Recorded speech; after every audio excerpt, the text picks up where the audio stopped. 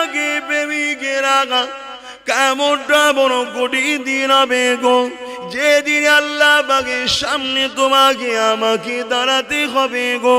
ওই দিনে কি করে মুখ দেখাবে যদি না কাজ করে নিয়ে যেতে পারো? প্রথম কাজ হলো ঈমান। আমানতু বিল্লাহি ওয়া মালাইকাতিহি ওয়া কুতুবিহি ওয়া রাসূলিহি ওয়াল ইয়াউমিল আখির ওয়াল কদরি খাইরিহি ওয়া শাররিহি মিনাল্লাহি তাআলা ওয়াল বাস বাদাল মাউত। এই গুণের উপরে বিশ্বাস রাখা। আমানতু বিল্লাহ, আমি ঈমান এনেছি আল্লাহর উপরে। এ যুবকেরা, আল্লাহটাকে আল্লাহ পাক কোরআনে জানিয়ে দিলেন, কুল হুয়াল্লাহু আহাদ আল্লাহুস সামাদ, যিনি কারো মুখাপেক্ষী নয়, লাম ইয়ালিদ ওয়া লাম ইউলাদ, যিনার কারো থেকে জন্ম নয়, তিনার থেকেও কেউ জন্ম নয়, অর্থাৎ যিনার বাপ মা স্ত্রী ছেলে পুলে নাই, ওয়া লাম ইয়াকুল লাহু কুফুয়ান আহাদ, যিনি এক অদ্বিতীয়, যার সমকক্ষ কেউ নাই। এটা হলো আল্লাহ।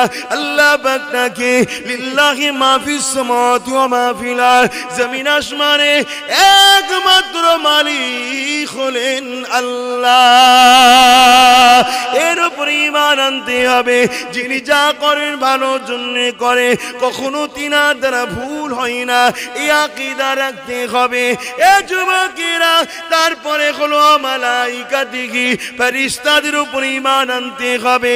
ফেরেশতা হলো একটা আল্লাহ পাকের সৃষ্টি মখলুক, যারা আল্লাহ পাকের নির্দেশ অনুযায়ী কাজ করে থাকে। সর্বসময় তারা আল্লাহ পাকের হুকুমের মুখাপেক্ষী হয়ে থাকে, অন্য কোনো কথা চলে না। আল্লাহ পাকের মুনাফিকি হয়ে থাকে। তারপরে কি বলতে হবে? ওয়া কুতুবিহি, আল্লাহ যত কিতাব পাঠিয়েছে আসমানি 104টে হলো ঠিক, তার মধ্যে আমাকে মানতে হবে পবিত্র কোরআন শরীফ। এই নওজোয়ান তরুণেরা, আমারা বোনেরা ভাইরা, পরিবর্তন হবার জন্য ডাক দিচ্ছি, আসুন। 25 বছর হয়ে গেছে, আবার কেন তুমি এখনো দুনিয়ার পাপের মধ্যে? কেন তুমি এখনো মসজিদের দিকে যাও না?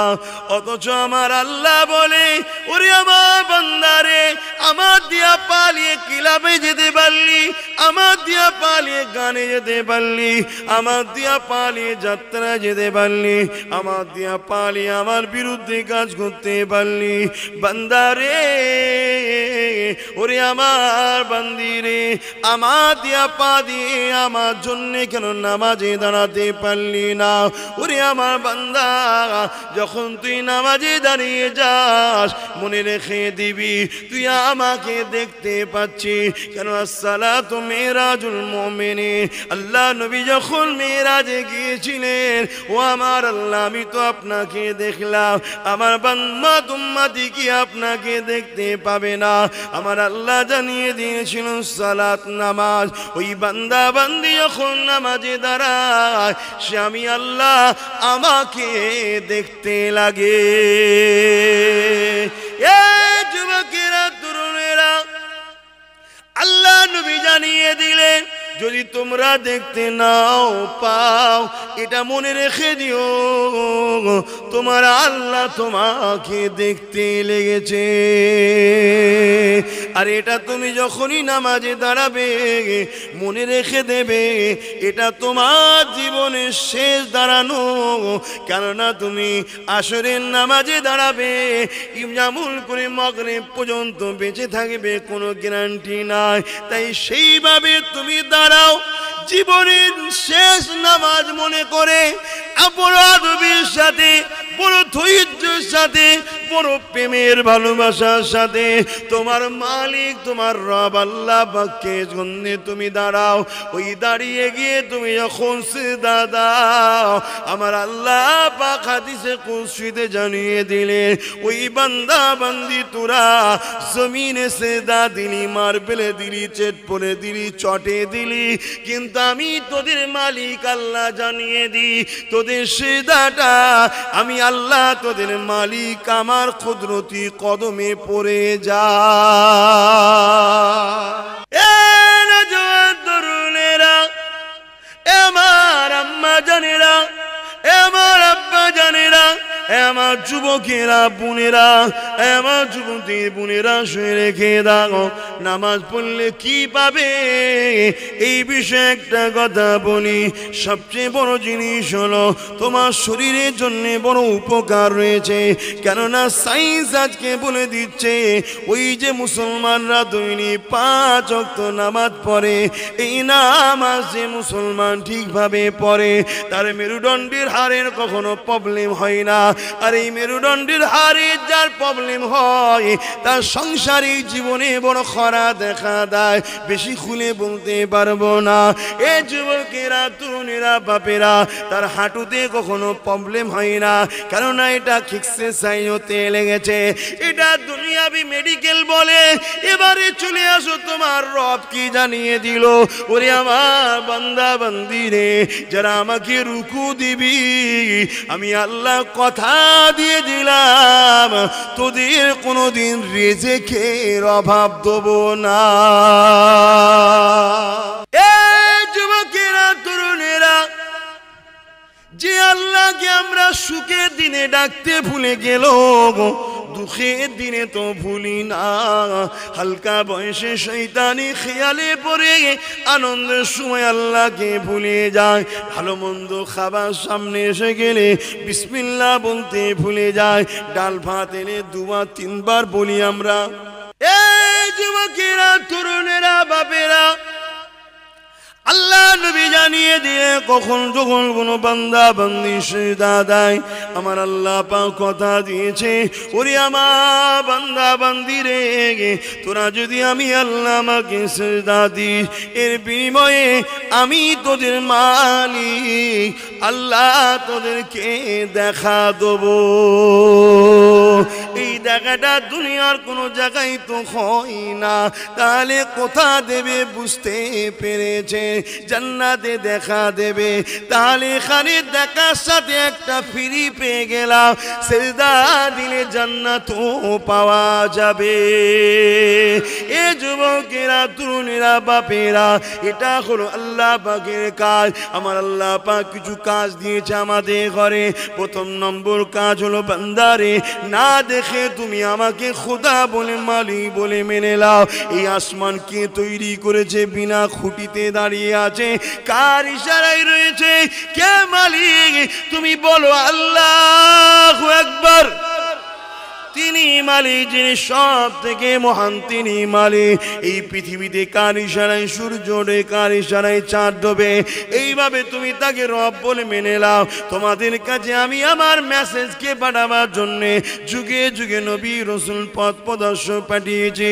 আজ থেকে 1000 বছর আগে সদস্যে আব্দুল্লাহ করে আমিনার কোলেতে মোহাম্মদ রসুলকে পাঠিয়েছি। মোহাম্মদ রসুল তোমাদেরকে জানিয়ে দিয়েছে লা ইলাহা ইল্লাল্লাহ, কোনো ইলাহ নেই আল্লাহ ছাড়া, এবং আমার যাকে পাঠালো মেসেঞ্জার তাকে তুমি রসুল বলে, নবী বলে মেনে নাও। অর্থাৎ তিনি যা খবর দেয় ওই খবরগুলোকে সত্য বলে মেনে নাও। তাহলে প্রথম নম্বর কাজ হলো আল্লাহকে আল্লাহ বলে মানা, নবীকে রসুল বলে মানা, অর্থাৎ ঈমান আনা।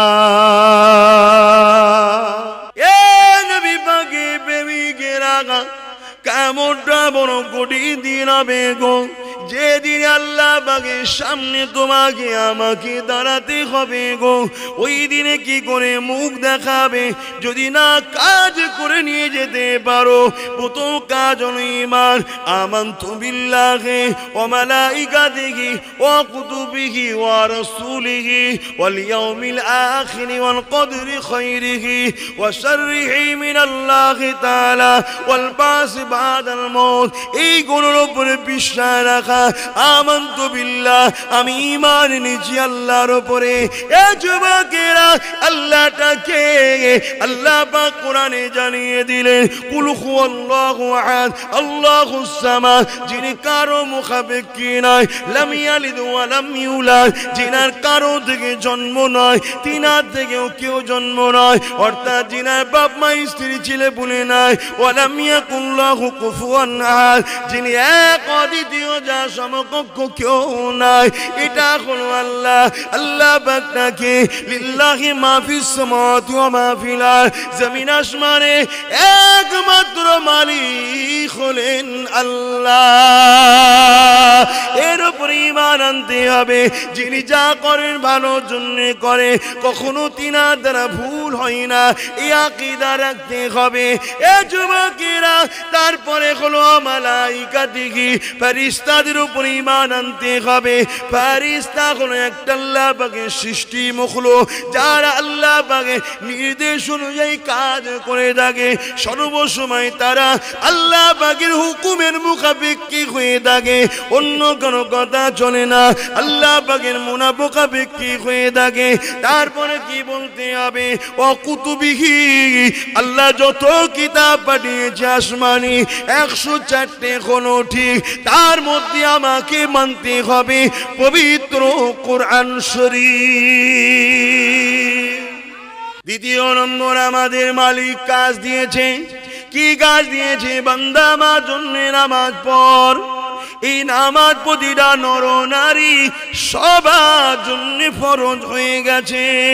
তাই প্রতিটা বাপকে বলে দিয়ে যায়, তোমরা তখন মসজিদে যাবে, তোমাদের 6 বছর বয়স যখন বাচ্চা রয়ে যাবে, যার এতটুকু জ্ঞান বিবেক বুদ্ধি আছে, বাইরে পেশাব করতে হয়, মসজিদে করতে নাই, এদেরকে সাথে করে নিয়ে যাবে।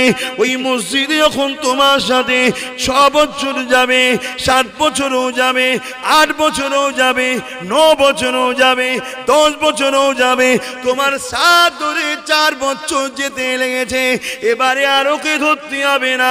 ও দেখবে নিজে নিজে নিজে নিজে 11 থেকে শুরু করে মৃত্যুর দুয়ার পর্যন্ত আল্লাহ পাককে রুকু সিজদা দিয়েই যাবে। 3 নম্বর কাজ তিনি আমাদেরকে কি দিয়েছে? এ বান্দা, 1 মাস রোজা রাখবি। যে রোজাটা আমি আল্লাহ আমার জন্য রাখবি, ওই রোজা রাখবি তোরা আমার জন্য। এ বান্দারে, রোজা রাখলে কি পাবি? as-sawmu li wa anasi biadiya, রোজা আমার খাস ইবাদত। এই রোজার জন্য আমি তোদেরকে পুরস্কারটা নিজের কুদরতি হাতে করে দেবো। এ বান্দা বান্দিরে রেখে দে, তোরা আমার জন্য রোজা রাখবি। লিসাইমি ফারহাতানি, ফারহাতুন ইনদাল ইফতারি, রোজাদারদের জন্য 2টো খুশি। একটা হলো ইফতারকে সামনে করে নিয়ে বসা, আর একটা হলো আল্লাহ পাকের দিদার পেয়ে যাওয়া। এটা হলো 3 নম্বর কাজ। 4 নম্বর কাজ, গরিবদের জন্য ফিরি ফিরি নেকি। এ আমার বান্দা বান্দিরে, তোরা যারা গরিব, এই 4 নম্বরটা তোদের জন্য নয়, কিন্তু স্বভাব এমনি এমনি পেয়ে যাবি। কি কাজ? বান্দা, তোরা তোদের ধন দৌলত থেকে শতকরা 2.5 টাকা যাকাত গরিবদের ঘরে দিবি। ওই টাকাটা দান মনে করবি না, ওই টাকাটা হলো শতকরা 2.5 টাকা গরিব ইমানদার মুমিন মুসলমানের পক্ষ থেকে আমি আল্লাহ তোর ব্যবসাতে বরকত দিয়ে ধনী করেছি। ওই টাকাটা তোর পাড়া প্রতিবেশীর মধ্যে, তোর আত্মীয়ের মধ্যে যে গরিব আছে, আগে আত্মীয়র গরিব খুঁজবি, তাকে দিবি। তারপরে যদি আত্মীয়ের মধ্যে না থাকে, তোর পাড়া প্রতিবেশীর মধ্যে কে গরিব আছে তাকে দিবি। তার মধ্যেও যদি না থাকে, পৃথিবীর যে কোনো জায়গায় ইমানদার মুমিন মুসলমানকে ওই সৎ করা 102.5 টাকা এই গরিবদের দিতে হবে।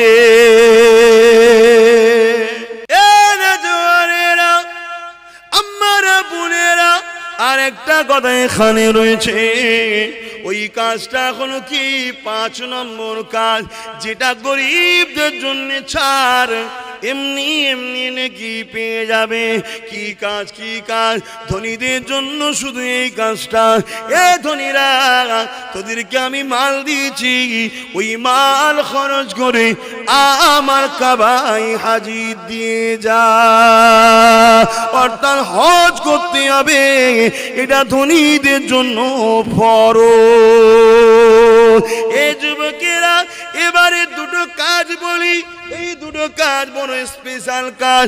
এই দুটো কাজের মধ্যে যদি ভুল হয়ে যায়, আগের কাজগুলো করার চেষ্টা থাকলেও শেষ পর্যন্ত বেকার হয়ে যাবে। ওই কাজ দুটো কি? একটা হলো পুরুষদের জন্য, আর একটা নারীদের জন্য। বলে দিয়ে যায়, পুরুষদের জন্য যে কাজটা আল্লাহ দিয়েছে ওই কাজটা হলো, এ আমার বান্দারা, তোরা হালাল ইনকাম করবি, দুনিয়া জমিনে হারাম ইনকাম করবি না, হালাল ইনকাম করবি। যেটা আমি আল্লাহ খাদ্য হালাল করেছি ওই খাবারের খাদ্য জিনিসে ব্যবসা করবি। এ বান্দারি, হালাল ইনকাম করবি তোরা, যেগুলো আমার হাবিব তোদেরকে করতে বলেছে আমি হালাল করে দিয়েছি ওইগুলোর ব্যবসা কর। হারাম করবি না ব্যবসা, হারাম ইনকাম করবি না। কারণ হারাম যদি করিস তোর শরীরের রক্তটা হারাম হয়ে যাবে। না পাক শরীর কখনো আমার পাক জান্নাতে যাবে না, ওই চোখ আমাকে কখনো দেখতে পাবে না, ওটা জাহান্নামে যাবার জন্য উপযুক্ত হয়ে যাবে। ওরে আমার বান্দা, কি হালাল ইনকাম কর, তাতে তোর জন্য যদি অল্প ভালো হয় আমি আল্লাহ বেশি বুঝি তোর থেকে, তোকে ততটাই দেবো, ততটা তোর জন্য ভালো। যতটা তুই সহ্য করতে পারবি অতটা পাওয়ারই দেবো। বান্দা রে, তুই যদি বেশি নিয়ে ফেলিস আর সহ্য করার ক্ষমতা না থাকে, তুই বুঝিস না আমি কিন্তু দেব না, কেননা আমি তোকে জান্নাতে দেখতে চাই। এ বান্দা, তাই বলে দিয়ে যায়, জোর করে তুই খারাপের দিকে যাবি না বান্দা। হারাম যারা ইনকাম করে তাদেরকে আমি জাহান্নামে দিয়ে দেবো। এটা আমার আল্লাহ পাক জানিয়ে দিয়েছে, কাজ দিয়েছে, না করতে পারলে শাস্তিও জানিয়ে দিয়েছে। আর নারীদের জন্য আল্লাহ একটা কাজ দিয়েছে। ওরে আমার নারী বান্দিরা, শুনে রেখে দে, জেনে রেখে দে, আমি আল্লাহ তোদেরকে কিছু মূল্যবান জিনিস দিলাম, পৃথিবীর জমিনে তোদেরকে দামি করে বানালাম। এই মূল্যবান দামি জিনিসগুলোকে আমি আল্লাহ তোদেরকে হুকুম করি, এগুলো তোরা পর্দার সঙ্গে ঢেকে রাখবি। এই নারীদের জন্য পর্দাকে ফরজ করে দিয়েছে। এটা একমাত্র দেখাবি তাকে যার জন্যে আমি আল্লাহ তোর জন্য যাকে সিলেক্টেড করে দেবো। দরুদ শরীফ আল্লাহুম্মা সাল্লি আলা আলি সাইয়্যিদিনা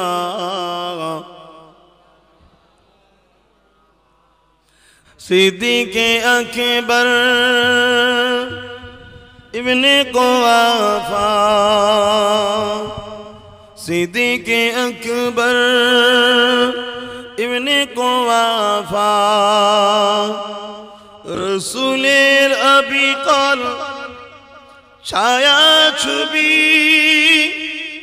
দিনের তরে কি আর মন উজাড় করে দিল যা কিছু সবই, উজাড় করে দিল যা কিছু সবই।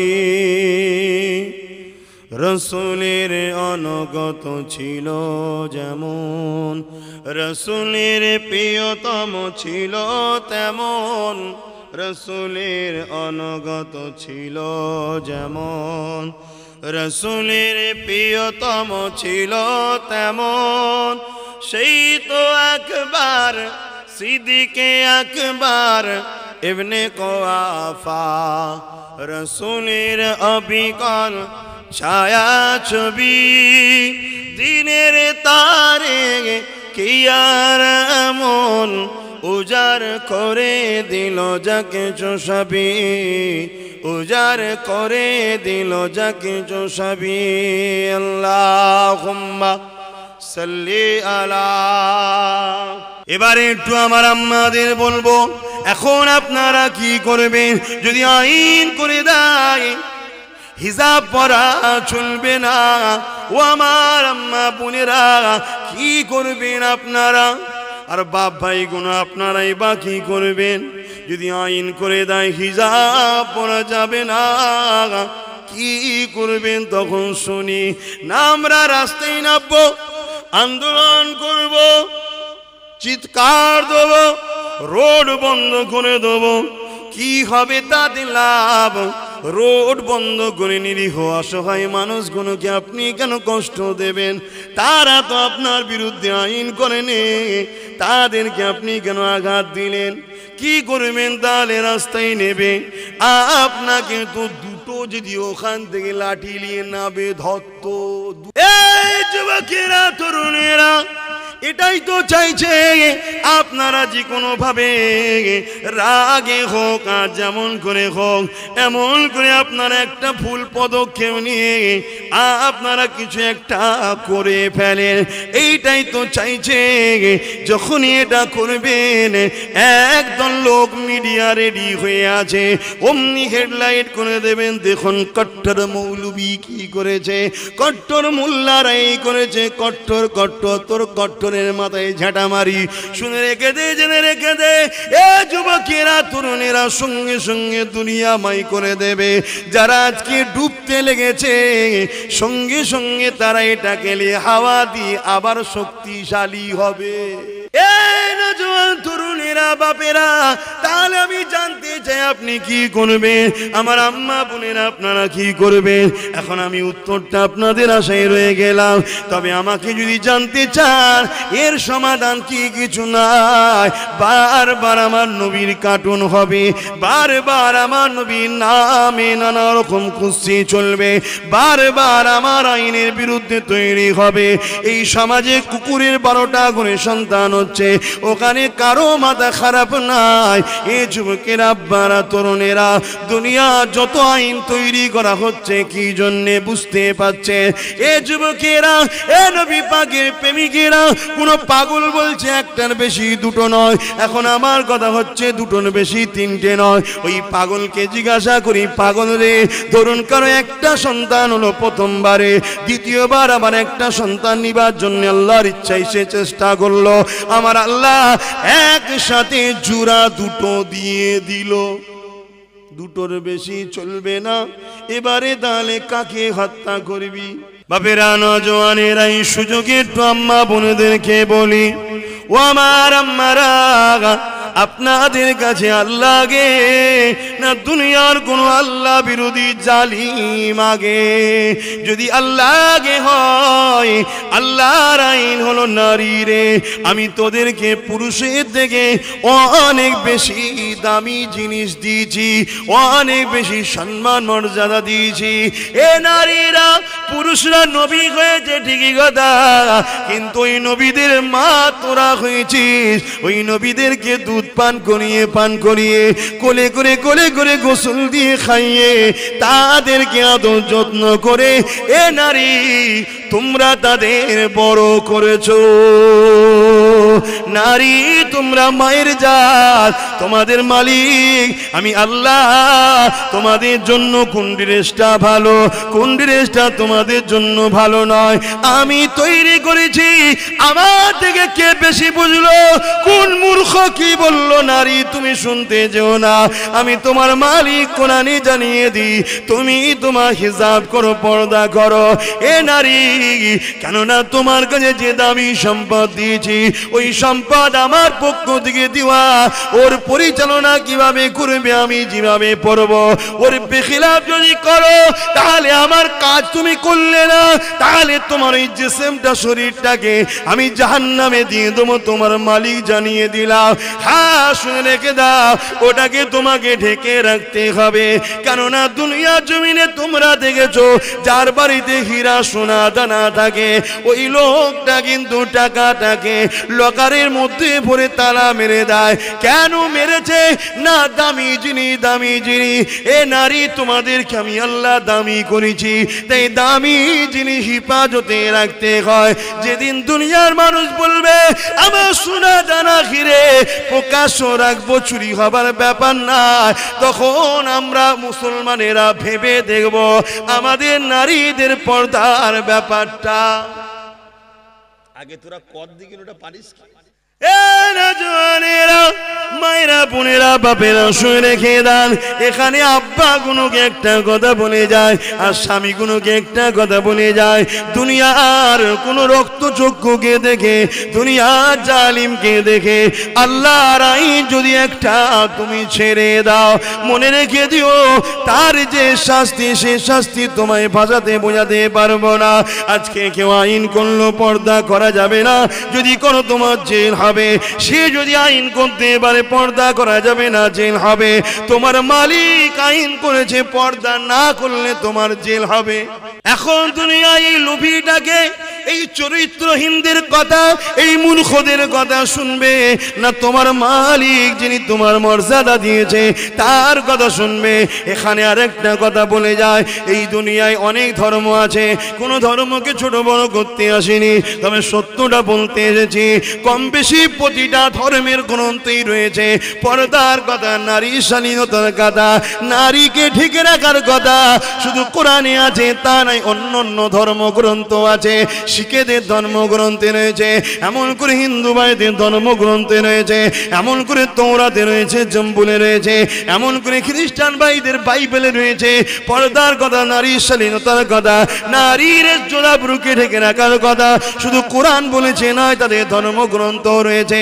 তাহলে প্রতিটা সভ্য মানুষ, ধার্মিক মানুষ, তারা নারীদের মর্যাদা বোঝে, কিন্তু যারা দুপায়ে মানবরূপী পশু তারা নারীদেরকে উলঙ্গ করতে চায়, কেননা তাদের নফসের খাইসিয়াতটাকে পূরণ করবে। তারা নারীদের রূপ সৌন্দর্যটাকে দেখে খারাপ নজরে দেখতে লাগবে। যেমন আমি আপনাকে বলে যাই, শুয়ে রেখে দেন, বাজারে একটা তেঁতুল রয়েছে খোলা দিয়ে ঢাকা, প্যাকিং করা, তার মধ্যে তেঁতুল আছে, কেউ বুঝতে পারে না, কেউ দেখতে পায় না। কিন্তু একটা তেঁতুল যদি ওপেন খোলা খোলা থাকে এবং তার দিকে যখন কেউ দেখতে লাগবে তখন দেখবে কালি পানি এসে যাবে। এই যে নোংরা খেয়াল, একটা ভোগ করার খেয়াল, এই খেয়াল যারা নারীদের উপরে খারাপ নজরে দেখেছে তারাই চায় নারী বেপরদাই হোক। যারা নারীদেরকে মায়ের মর্যাদা দেয়, নারীদেরকে বেটির মর্যাদা দেয়, নারীদের মধ্যে থেকে আমার স্ত্রী শুধু আমার আপন, তার সাথে আমার মনের খিদে মিটানো হবে, এই সকল পুরুষ যে কোনো ধর্মের হোক না কেন তারাই চায় নারী পর্দায় থাকুক। আসসালামু আলাইকুম। আমরা দেখছি দাদা হুজুরদের নিত্য নতুন ওয়াজ আর গজল পেতে আমাদের চ্যানেলটি সাবস্ক্রাইব করুন, ঘন্টি বেল আইকন দাবিয়ে আমাদের পাশে থাকুন।